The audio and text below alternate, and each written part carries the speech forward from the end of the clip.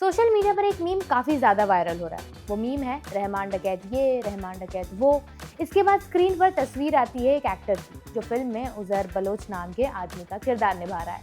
मानना पड़ेगा कि आदित्य धर ने फिल्म में एक से बढ़कर एक कलाकारों की कास्टिंग की है। एक हफ्ते सारा अर्जुन वायरल होती हैं, तो दूसरे हफ्ते अक्षय खन्ना, तीसरे हफ्ते गौरव गेरा और अभी भाभी जी घर पर हैं कि सौम्य टंडन। और अब सोशल मीडिया यूजर्स का नया ऑब्सेशन बन गए हैं उजैर बलोच। असल में इनका नाम है दानिश पंडोर। अब ये एक्टर कौन है, इससे पहले कोई शो किया है क्या, और भी तमाम जानकारी अगर आपको जाननी है तो वीडियो को आखिर तक जरूर देखिएगा। हाय, मेरा नाम है अनु और आप देख रहे हैं बजरबट्टू एंटरटेनमेंट। साल 2025 खत्म होने वाला है। हर तरफ एक बलूची गाना वायरल हो रहा है जिसमें एक हिंदुस्तानी कलाकार झूम रहा है जिसका सोशल मीडिया पर कोई नामो निशान नहीं है। समझ ही गए होंगे कि मैं किसकी बात कर रही हूँ। ये है अक्षय खन्ना, किरदार दिया गया रहमान डकैत, और उनके अभिनय ने इसे 2025 के पॉपुलर किरदारों में से एक बना दिया। खैर, धुरंधर तो भाई एक ऐसी फिल्म बन गई है जिसके लीड से सपोर्टिंग रोल्स तक सबकी चर्चा फुर्सत से हो रही है। इस हफ्ते चर्चा हुई दानिश पंडोर की, जो फिल्म में उजैर बलोच का रोल प्ले कर रहे हैं। सोशल मीडिया पर इनकी कई रील्स वायरल हो रही हैं जिस पर लोग जानना चाह रहे हैं कि आखिर ये एक्टर हैं कौन। उजैर बलोच के किरदार में दानिश ने वो किया है जो आमतौर पर सपोर्टिंग रोल से उम्मीद नहीं की जाती। उन्होंने अपनी मौजूदगी महसूस कराई बिना स्क्रीन पर हावी हुए। उजैर अक्षय खन्ना के रहमान डकैत वाले किरदार का चचेरा भाई और गैंग का ऑपरेशनल ब्रेन है। रहमान जहां हिंसा, गुस्से और अनप्रेडिक्टेबल एनर्जी से चलता है, वहीं उजैर ठंडे दिमाग से फैसले लेने वाला इंसान है। उसका डर उसकी आवाज में नहीं, उसकी आंखों में है। यही कंट्रास्ट फिल्म को बैलेंस देता है और दानिश के अभिनय को अलग पहचान देता है। रणवीर सिंह के साथ दानिश के सीन इस फिल्म की अनदेखी ताकत है। रणवीर का हमजा एनर्जी, चार्म और माइंड गेम से भरा हुआ है, जबकि उजैर साइलेंट ऑब्जर्वर बना रहता है।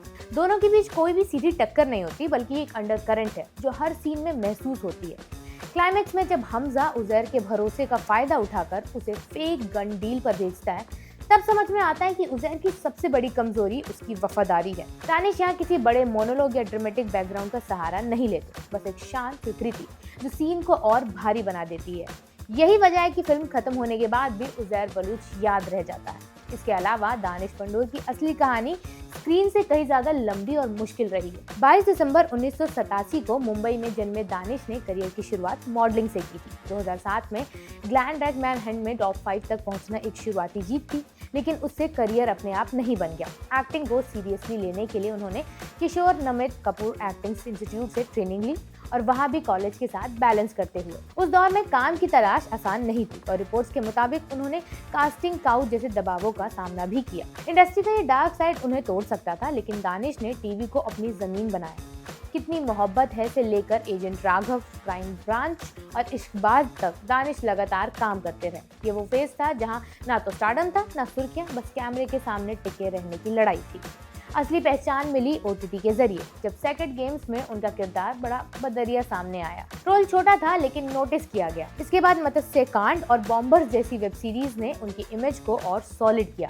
डार्क, ग्रिटी और रियलिस्टिक किरदार निभाने वाले एक भरोसेमंद एक्टर के तौर पर फिल्मों में दानिश का सफर धीरे धीरे आगे बढ़ा। 2023 की 1920 हॉर्स ऑफ द हार्ट उनकी पहली बड़ी थिएटर रिलीज बनी, जिसने उन्हें बड़े पर्दे का अनुभव दिया।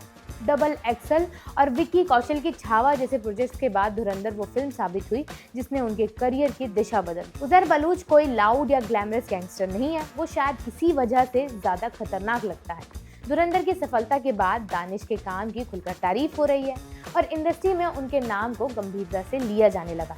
खबरों की माने तो धुरंधर पार्ट 2 में उजैर का किरदार और भी ज्यादा गहराई और ताकत के साथ लौटेगा।